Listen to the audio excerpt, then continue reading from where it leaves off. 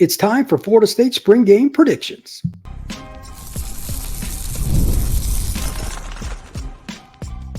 You are Locked On Seminoles, your daily podcast on the Florida State Seminoles. Part of the Locked On Podcast Network, your team every day.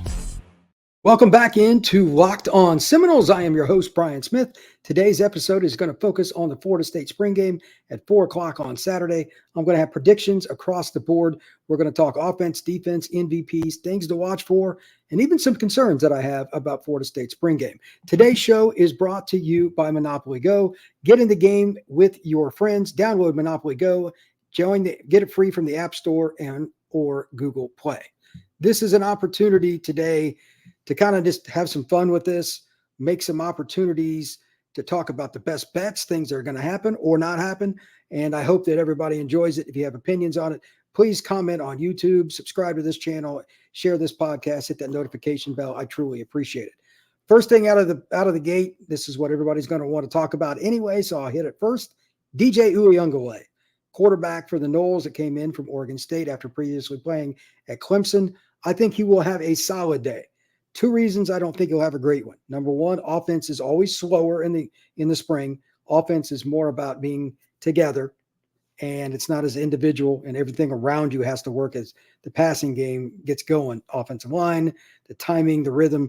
He hasn't had enough reps for that to be consistent.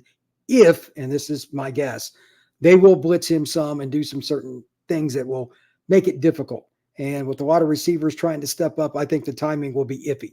I don't think he'll throw for much over 50% unless you count a bunch of screen passes and whatnot. And then the other part, let's just be honest, coaches hate showing anything on film. I think this will be an extremely generic game plan, which does not help DJ. They're not going to want to show anything because everybody watches everybody else's spring game. Nobody wants to hear that, but it's true. I don't think that DJ is going to get a chance to really show a lot either. So that's not going to help him. They may not blitz him to death, but that won't help either. So I'm looking at something like 8 out of 15 for 90 yards, something like that. Don't show much, might take a deep shot or two, but it's going to be screens, bubbles, hitches, a lot of short stuff, and then he'll hand it off. He probably won't see playing time past middle of the second quarter. Let Brock Glenn and Luke Krummelhawk get some playing time. I'm not picking on DJ. It's not his fault. I just don't think that fans will like what they see because it's not going to be that exciting. New receivers and all that are a part of it, but again, the game plan, they're not going to show anything. College football coaches, they just don't. And I know I'm being the bad guy for saying that out loud, but we'll find out at 4 o'clock. By the way, the game's on ACC Network. I assume it's the main one, but who knows? Those things can change. ACC Plus, whatever. You might be able to get it where you're at, but I'm sure that it'll be on somewhere if they change it. Here's the second point that I'm going to make, and this is a little more positive. I had somebody ask me this earlier. And I think that the deepest position at Florida State overall is the defensive secondary. I don't think that's really debatable because it's corner and safeties. But the next spot might be running back. If I had to pick a position that was going to shine in this game, because I don't think they're going to show much with the passing game, you got to do something. So that the next thing up is to run the football. If either Cam Davis or Keziah Holmes is your fourth and fifth, whichever one it is 4 and 5 on the depth chart, you're in pretty good shape. Jalen Lucas is a guy that's going to play a niche role. So I don't know how you want to label him, but he'll be second or third. And you're going to have Tofili and Rodell Williams as your lead backs. Now, how many guys play in the spring game, even if it's a few carries, I don't know. My prediction for the spring game MVP comes from this group, and it's Jalen Lucas. He showed out this spring, and he's fun. I think they'll get him the ball in a variety of ways. May not show a ton, maybe a reverse or something like that. That's pretty common, but he's an exciting player. And I personally want to see how he does in live reps. In 7-on-7 kind of settings, the smaller, shifty running back / slot receivers always kill it. It's different when you can get tagged. I'm curious to see what Florida State does. If they go to thud part of the game, or are they going to go to tackle to the ground for the whole game? Quarterbacks won't be live, but everybody else will be. It'll be interesting because I think Jalen Lucas is a player Florida State fans are really going to like. Kind of an old school Bobby Bowden running back from the 80s, like a Dexter Carter or somebody like that. And he's got the speed to make a home run, whether you put him a punt returner, put him in the slot, whatever. So while it may not be a congruent offense, going back to that, just going to say it again, Lucas is the guy that can take a 3-yard pass and turn it into an 80-yard touchdown. So that's a possibility. There are certainly other ones as well, but I think it's the easiest for him because he might just take a draw play and score. And that's certainly not something Florida State fans would be that disappointed in. Destin Hill, Ja'Kai Douglas, those are a couple of the guys that are shifty, smaller guys that can make plays like that can play slot. I think they'll do well, and they can compete with him for the MVP, but I'm going with Jalen Lucas. If you're talking about just touches overall, Tofili's proven, Rodell's proven. That's the other reason I'm going with Jalen, and we'll see. Cam Davis and Keziah Holmes, I expect to get quite a few carries. Both bigger guys have something to prove. Holmes played some last year, but not a ton. And obviously Cam Davis is an elite recruit out of the Albany, Georgia area. Big-time player. I expect him to do really, really well this year. But he's in a log jam, so he'll probably get more carries in the spring game. We'll see how it goes this fall, but that's a heck of a young man, and Florida State fans should be very excited about it. Third up on my list, and this is probably, again, not what Florida State fans want to hear because it's not as exciting, but the secondary is going to be the best unit out there overall, and I think they'll dominate the game. 2 reasons for it. They've proven it over time. The system's been in place for them to do that, by the way. And then number 2, again, offense takes more time with continuity. There's going to be a pick six or a big pass play where they break it up or something that is close to a pick six. They're going to have some big plays. That's okay. You can't win reps both directions in a spring game. There's going to be some of that. Azariah Thomas, I think that you're going to see probably 2 or 3 other guys make close to play, but I'll say Thomas ends up with the pick just because he's a great player. I'm curious to see Davante Brown, how much he does or doesn't play, where they use him. Do they use him at multiple spots? He's an interesting guy. He's another long corner. He could play free safety. Ventrell Cypress is back. You got Shaheem Brown, etc. This is a loaded secondary. They should dominate. They're going against guys with less experience, even though Florida State has guys that have been on the depth chart forever. A lot of the key guys that Florida State's counting on for this next fall. Remember, just being honest, many of them have had a lot of injuries. They're going to be going against a secondary that's really good. Let's see how it goes when there's live bullets, and if they let them blitz. If they don't let them blitz, then this won't happen. It's hard. Timing and everything will be thrown off, and it's going to be difficult. If they just play shell defense, the offense will do much better than what I'm talking about, but I'm predicting they're going to let them blitz some. The other thing that I want to talk about real quick with the secondary, I'm curious to see if they show anything besides just like cover 2 and man. I really don't know if they will. They showed a lot of different things last year. But again, these guys don't typically want to show much on spring game film because teams prepare for it. And Georgia Tech is game number 1 for the Noles. Now, before we go on to the next segment, one other thing here. This spring game, if you're going to watch it, I'm telling you, don't turn away after the first half. It's probably going to get really vanilla. A lot of backups. Watch the first half.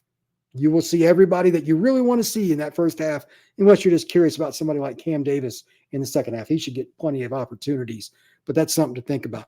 Next up for the Noles on this list, we're going to talk a little bit about the receivers, some of the things that I think they need to work on, and at least a little bit of what I want to see, even though I don't expect them to hold the day over the corners and the defensive backs in general. All right. Today's show is going to be brought to you by Yahoo Finance. Wouldn't it be great if you could use all of your investment and retirement accounts in one place? With Yahoo Finance, you can consolidate your views from multiple accounts into one hub and access the expert analysis that you need to tend to your entire portfolio with confidence. Let's get straight to the point. You want to grow your portfolio to deal with the rising costs of inflation, pay off your debt and your mortgage, pretty much anything that you need to get taken care of for financial freedom. With Yahoo Finance, you can get access to the news, data, and tools you want to hear in order to help you reach that financial freedom that you always wanted. When it comes to financial future, you think you've done it all. You've saved, you've researched, you've invested on you can. Now you need to take those investments to the next level with every financial great uses finance with Yahoo Finance. So take the opportunity, download the opportunities that you need to, and check it out with Yahoo Finance. For comprehensive financial news and analysis, visit the brand behind every great investor, yahoofinance.com, the number 1 financial destination, yahoofinance.com. That's yahoofinance.com.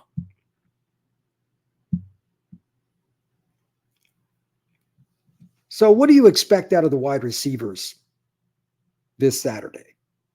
If they're not going to show a lot offensively, what can we really expect realistically? I have very low expectations because I think they'll throw the most vanilla game plan out there you can imagine. Just being honest. They will not want to show anything. I'll probably say that about 5 more times before this show's over because I don't want to mislead anybody. But I do expect 2 things. They're going to take some deep shots, 50-50 balls. Everybody does that. There's no secret with it. And I also think they're going to interchange some guys. This is what I mean. Ja'Kai Douglas is pretty much a slot, but he could run reverses. He could be the motion guy, fake jets, a few different things just to do it because they've always kind of done that kind of stuff within the offense. 2, I also think they're going to interchange some players like Hakeem Williams. He won't just play one spot, whether it's flank or boundary, whatever. I think they'll move some guys around because they progressed. We've heard about Hakeem. We've heard about Benson and different guys. I want to see them move around. Motions, shifts, etc. Again, I know they're going to be a little bit limited with some of it. But if they don't show the guys moving in different spots at all, that'll concern me. That will flat out be a red flag to me for this season. You have to be able to move your guys around unless you're a team like the old school Baylor offense. Everybody lined up at the same spot because they ran 1,000,000 miles an hour. You didn't want them shifting around. Florida State's not going to do that. You have to be able to move guys around to keep the defense honest. So again, they'll move some players and they'll also throw a few trick plays in there, maybe just for fun. But the deep shots are the one thing I think Florida State fans want to see. And trust me, DJ's arm is plenty big enough, so's Brock's, and so's Luke's. There are no shortage of arms in Tallahassee in terms of upside and talent. All 3 are really, really good. I think you have an opportunity to see 2 or 3 really good plays, but overall, I think it's going to be pretty mundane. Again, that's just because they're going to try to hide everything. That's just the nature of the beast. As far as the position that I'm concerned about, because I don't know what to expect, they're so thin, they can't show a lot because they just can't have anybody get beat up. They got lucky last year, to be honest, is linebacker. Florida State's thinnest position is probably linebacker. You could at least argue that. Murphy that came over from Alabama, I want to see him. Lundy's a guy that should be good. We got Nicholson, Cryer, different guys. But is anybody going to step up and be a true leader, be a dude? And again, I don't know how much they're going to allow tackling to the ground and what they're going to run. Probably not going to do a lot where the guy's getting hammered. But they got to bang a little bit to know the depth chart going into fall. First game's Georgia Tech. Some fans may not think that's a big deal, but Georgia Tech's going to be pretty good this year. They got a quarterback that'll probably end up in the draft at some point. You got to take that game serious, and you need to be able to slow down the run because they're probably going to throw for some yards. Even against Florida State secondary, they got some pretty good receivers. If the linebacker unit shows up, has good run fits, blitzes a little bit, I hope they let them, I'll be happy. Most importantly, though, and this is the one area I do agree with coaches, they just can't have anybody get hurt. Florida State is too thin in terms of experience to have anybody get banged up. The only guy with significant experience, big moments, a lot of it is DJ Lundy. That's just true. Florida State is not in a good spot at linebacker depth-wise. It'll be different next year, but there's nothing you can say about it right now. Florida State needs these guys to be healthy, so I'm curious how long Lundy plays, if at all, and how much Murphy and some of those other guys play too, because they just can't allow them to get hurt.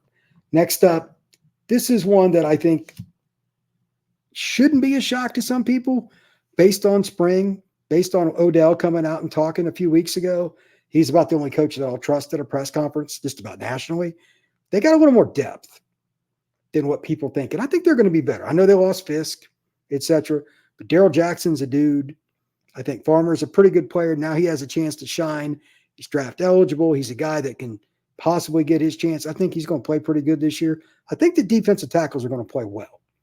Now, I'm not saying the offensive line won't be good, and I think they'll open some pretty good holes at times, but I think the defensive tackles will have some play. It'll be a pretty good matchup between the two.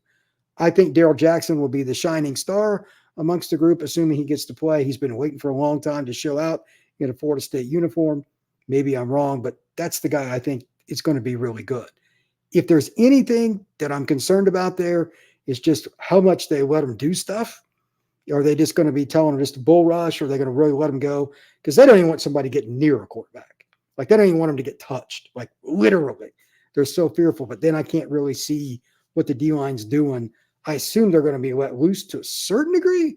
But certain coaches, man, they really don't want to even have these spring games. It's a financial thing. It's societal. They want the kids to come out to the games, all the students. It is what it is. So I hope they let him kind of get going. And that also includes the DNs. I know that Florida State, they got a key transfer at several spots, but you could make the argument the most important transfer they got, because you could never have enough pass rushers, is on the edge, and that's Marvin Jones Jr. Came over from Georgia. Obviously, his dad was a tremendous player for the Noles back in the 90s. He's one of the best college linebackers I ever saw, and he's a dude. Peyton, him, this is a pretty good group. If Jones is as good as what we've heard, just kind of through the grapevine, and you've got 3 at least pass rushers / quality defensive ends to go with the size and some of the experience they've got at defensive tackle. And by the way, Daniel Lyons, Grady Kelly, et cetera, they'll all get a play at tackle too. I think they're in a pretty good spot. I do. Now the question is, what's the rotation? I'm just curious. I mean, Peyton's going to start, I would assume, but they have enough talent now. They can really get after teams. It might even be able to just rush 4 and drop 7. When you can do that, your defense is in good shape. Florida State may not be in a perfect spot, but that's an important part of this. Final point before I move on to recruiting. The spring game is probably going to be really good in the first half, not as good in the second, but it's also important from another perspective. We get to find out what the chemistry is like with this team, with all the transfers and everything. I'm just curious overall, how much fluidity is there, getting guys in and off the field, penalties, etc. Is it sloppy? I'm curious, and you should be too. Norvell and his staff do a good job, but spring games can get bogged down sometime when they lose focus. So we'll see here in just a little bit. Last up, we're going to talk recruiting right here on Locked On Seminoles. I'm sure you probably played Monopoly at some point, or you at least know what it is. Well, you can play it now on your phone, and it's called Monopoly Go. It's been downloaded over 150 million times. It's a great twist in Monopoly where you play on not one, but hundreds of Monopoly boards in crazy locations, building up amazing cities that bring you big money. Here's the best part about it. You can change the rent on iconic properties, just like classic Monopoly, but now you can also heist the vaults and keep the riches for yourself. And the leaderboards show who has the biggest Monopoly tycoon, whether it's you or somebody else. You can keep track of everything that's going on. Also, there's opportunities to play it just to pass the time when things aren't going so good, like your team's down by 20 points, it's NBA Finals or whatever it may be. Check it out on Monopoly Go, have some fun, and get it going. That's right, the small hit mobile game Monopoly Go lets you compete with your friends and get the riches in the biggest empire. It's the Monopoly you love, but on your phone anytime with tons of new twists. So get back out there, put on your game face, and download Monopoly Go, now free on the App Store or Google Play.